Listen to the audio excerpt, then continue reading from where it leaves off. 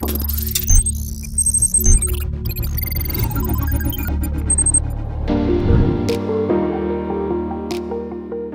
Jupiter 125 is TVS Motor Company's latest scooter, which is actually an extension of the company's best-selling Jupiter brand with a 125cc model. At first glance, the Jupiter 125 looks fresh with a brand new design. From the front apron with the LED DRLs, there are body-colored bits across the floorboard and the inside of the front apron.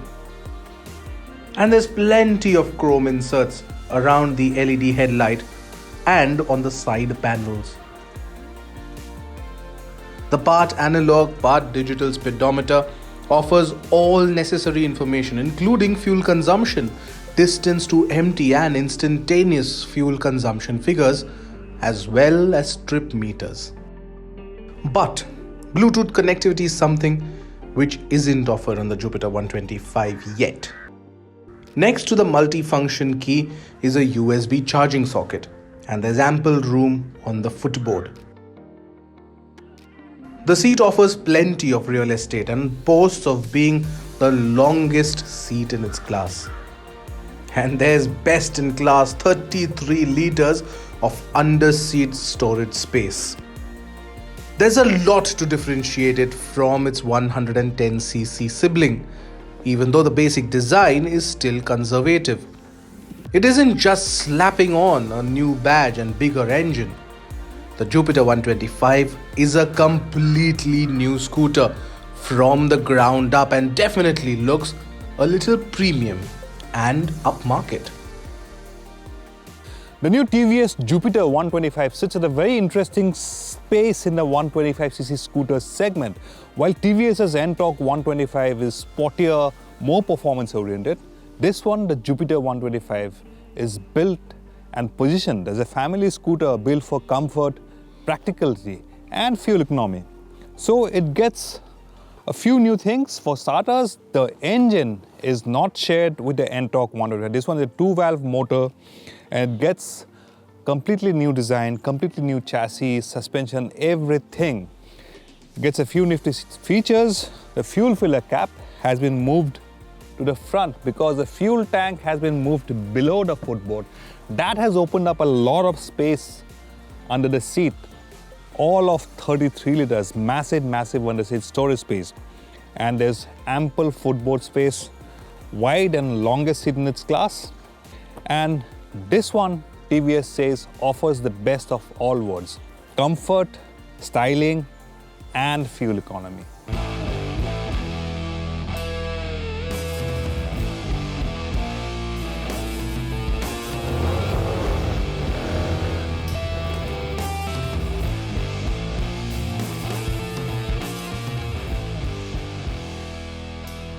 The ergonomics and riding position are quite friendly and should be comfortable for riders of different height and build.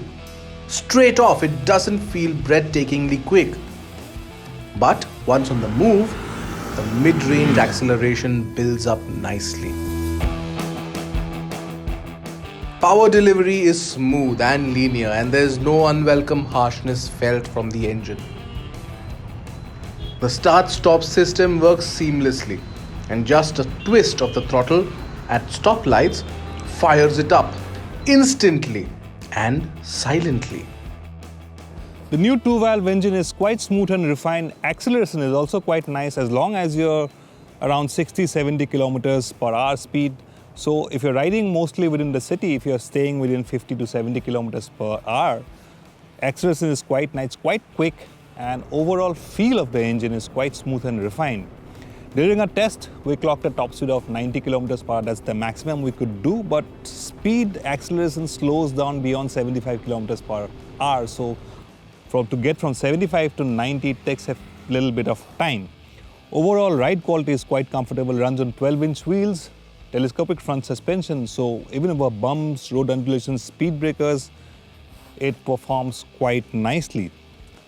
During our test runs, we got fuel economy of 46 to 47 kilometers per liter. But if you're riding primarily in the city at 50-60 kilometers per hour speeds, you'll easily get upwards of 50 kilometers per litre is what we estimate. Overall, no complaints whatsoever on the performance and the ride and handling part. The Jupiter 125 offers good agility and handling as well. Around the corner, the scooter remains planted and stable, something which is certainly welcome. And when the road surface deteriorates, the suspension soaks up most potholes and broken patches quite easily. The new Jupiter 125 rides well, it's quite fuel efficient. Overall design is safe and conservative, so it'll be universally appealing. You can ride it, the whole members, the entire family can ride it, so nothing much to complain about. The chrome inserts, that's the kind of thing people in this segment like. Personally, I'm not so much a fan of these chrome inserts. Overall, nothing really to dislike about the scooter. But prices begin at 73,400 for the base variant and goes up to 81,400 for the top spec variant.